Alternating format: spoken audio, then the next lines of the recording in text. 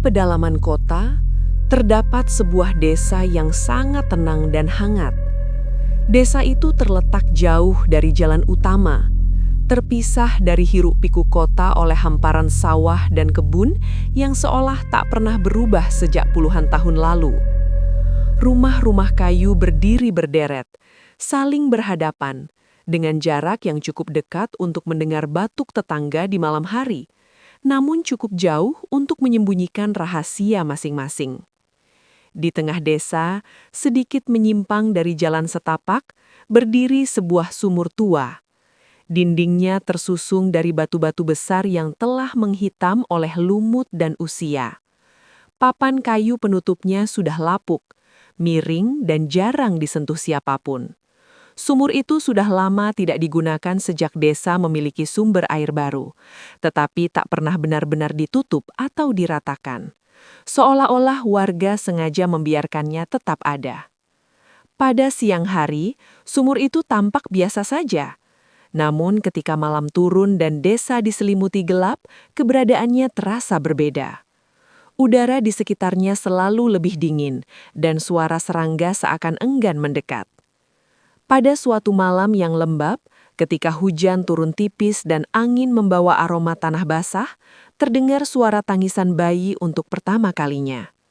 Tangisan itu lemah, terputus-putus, dan terdengar seperti datang dari kejauhan.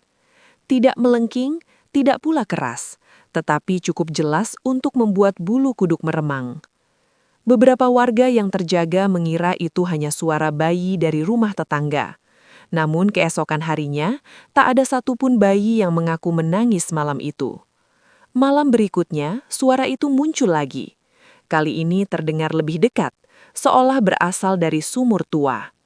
Tangisan itu berlangsung cukup lama, lalu menghilang begitu saja, meninggalkan keheningan yang terasa ganjil. Arman, seorang lelaki yang baru beberapa hari kembali ke desa setelah bertahun-tahun merantau, menjadi salah satu orang yang paling sering mendengarnya. Rumahnya berada tidak jauh dari sumur. Pada malam pertama, ia hanya terdiam di ranjang, mengira suaranya berasal dari mimpi setengah sadar. Namun pada malam kedua dan ketiga, suara itu datang lagi. Selalu dengan jam yang sama, selalu dengan nada yang sama, lelah, menyedihkan, dan seolah meminta diperhatikan. Arman mencoba menenangkan pikirannya. Ia meyakinkan diri bahwa suara itu mungkin berasal dari hewan malam atau hanya sugesti karena kelelahan perjalanan. Namun setiap kali tangisan itu terdengar, dadanya terasa sesak tanpa alasan yang jelas, seakan ada beban tak terlihat menekan nafasnya. Hari demi hari, suasana desa mulai berubah. Para ibu mengeluh bayi mereka sering terbangun di tengah malam, menangis tanpa sebab yang jelas. Ada pula yang mengaku mendengar suara rengekan lirih tepat di dekat jendela, padahal tak ada siapapun di luar. Sumur tua itu perlahan menjadi pusat kegelisahan. Tak ada yang secara terang-terangan membicarakannya, tetapi setiap orang tahu bahwa suara itu selalu muncul dari arah yang sama. Anak-anak dilarang bermain di sekitar sumur, bukan dengan ancaman, melainkan dengan nada cemas yang jarang terdengar sebelumnya. Pada suatu malam, Arman berdiri di depan rumahnya menatap ke arah sumur yang hanya tampak sebagai bayangan gelap. Tangisan itu kembali terdengar, kali ini lebih jelas dari sebelumnya. Ia merasakan getaran halus di dadanya, seakan suara itu bukan hanya didengar, tetapi juga dirasakan. Saat itulah Arman mulai menyadari satu hal yang membuat tengkuknya dingin. Tangisan itu bukan sekedar suara yang lewat bersama angin. Ada kesedihan yang terlalu nyata di dalamnya, terlalu dalam untuk dianggap kebetulan. Dan sejak malam itu, Arman tahu, sumur tua tersebut tidak pernah benar-benar diam, dan sesuatu di dalamnya telah menunggu terlalu lama untuk didengar.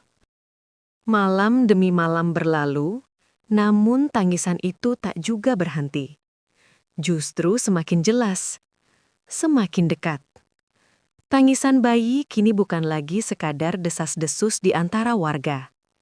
Hampir setiap rumah di sisi timur desa mendengarnya. Suaranya kadang muncul dari arah sumur, kadang dari belakang dapur, kadang dari kolong rumah panggung.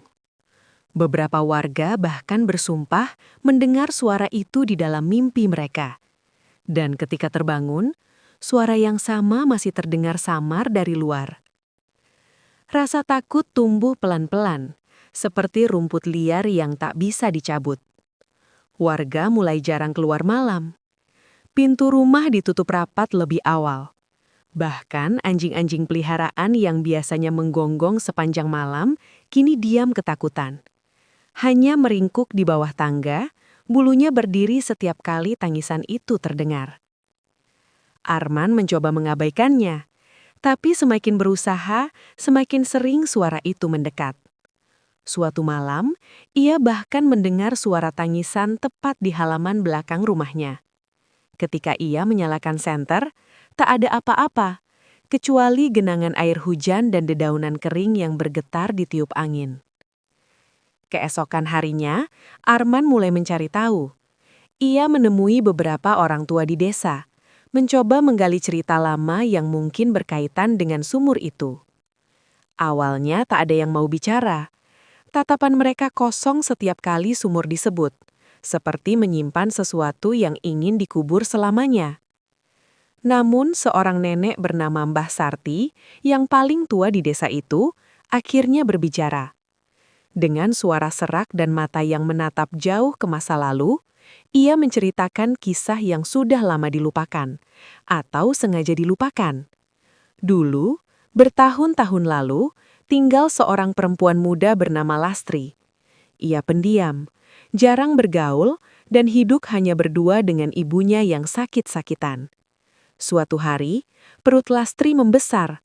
Warga mulai berbisik, menuduh, menebak-nebak. Tak ada yang tahu siapa ayah dari anak dalam kandungannya. Dalam budaya desa yang menjunjung nama baik di atas segalanya, kabar itu adalah bencana. Lastri menanggung semua hinaan sendirian. Ia berhenti keluar rumah. Dan ketika waktu melahirkan tiba, tak seorang pun datang menolong. Malam itu, di bawah hujan lebat, tangisan bayi terdengar untuk pertama kalinya dari rumah Lastri.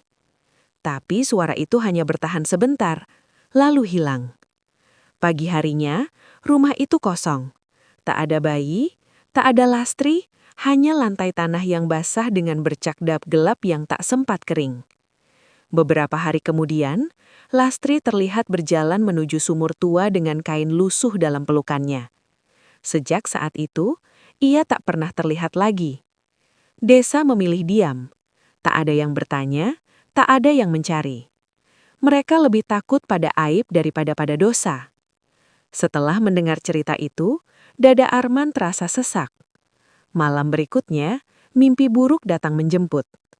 Ia melihat seorang bayi kecil, tubuhnya basah dan dingin, menatapnya dengan mata kosong. Di belakang bayi itu berdiri sosok perempuan berambut panjang, wajahnya tertunduk. Bibirnya bergetar mengeluarkan suara seperti rintihan pelan yang memohon pengampunan. Ketika Arman terbangun, jendela kamarnya terbuka sedikit. Dari celahnya, air dingin masuk membawa suara lirih. Tangisan yang sama, kali ini lebih jelas daripada sebelumnya. Hari-hari berikutnya berubah menjadi malam-malam panjang tanpa tidur. Warga desa mulai melapor mendengar langkah kaki kecil di dekat sumur, atau suara perempuan menangis jauh di tengah kabut. Seekor ayam ditemukan mati tergantung di dekat sumur, dan air di dalamnya berubah keruh kehitaman. Semua tanda itu membuat satu hal menjadi jelas. Arwah bayi itu belum tenang, dan ia tidak hanya menangis untuk didengar. Ia menangis karena ingin ditemukan. Hujan turun deras pada malam ketika keputusan itu diambil. Langit gelap tanpa bulan, dan desa seolah tenggelam dalam kesunyian yang menekan. Tangisan bayi kembali terdengar, kali ini lebih jelas dan terus-menerus, tanpa jeda seperti malam-malam sebelumnya. Arman dan beberapa warga berkumpul di dekat sumur tua. Tak ada lagi yang berani menunda. Mereka membawa lampu senter, tali dan ember besar. Papan kayu penutup sumur diangkat perlahan, mengeluarkan bau tanah basah dan air lama yang menusuk hidung. Saat cahaya senter diarahkan ke dalam sumur, tangisan itu mendadak berhenti. Kesunyian yang tersisa terasa jauh lebih mengerikan. Tali diturunkan perlahan. Air di dasar sumur tampak hitam dan tenang. Beberapa kali ember diangkat tanpa hasil, hingga akhirnya terasa berat, seolah tersangkut pada sesuatu. Ketika ember itu muncul ke permukaan, semua orang terdiam. Di dalamnya terdapat jasad bayi, terbungkus kain lusuh yang hampir hancur. Tubuh kecil itu kaku dan pucat, namun masih jelas bahwa ia pernah menjadi manusia yang hidup, bernafas dan menangis. Pada saat jasad itu terangkat sepenuhnya, terdengar tangisan bayi untuk terakhir kalinya. Lemah, lirih, lalu perlahan menghilang bersama angin malam yang dingin. Tak ada jeritan ketakutan. Yang ada hanyalah rasa bersalah yang menekan dada setiap orang yang hadir. Keesokan harinya, bayi itu dimakamkan secara layak di pemakaman desa. Untuk pertama kalinya, arwah kecil itu diakui keberadaannya. Doa dipanjatkan, tanah ditimbun dengan hati yang berat, dan nisan sederhana berdiri sebagai tanda penebusan yang terlambat. Sejak hari itu, tangisan bayi tak pernah terdengar lagi. Sumur tua ditutup rapat dan diratakan. Desa kembali tenang, meski tak ada seorang pun yang benar-benar melupakan apa yang telah terjadi. Pada malam tertentu, saat angin berembus pelan, Arman berdiri memandang ke arah bekas sumur. Tak ada suara tangisan, hanya kesunyian. Sunyi yang terasa seperti akhir dari penantian panjang. Bayi itu akhirnya beristirahat. Dan desa itu belajar, meski terlambat, bahwa dosa yang dikubur tak pernah benar-benar hilang. Ia hanya menunggu untuk ditemukan.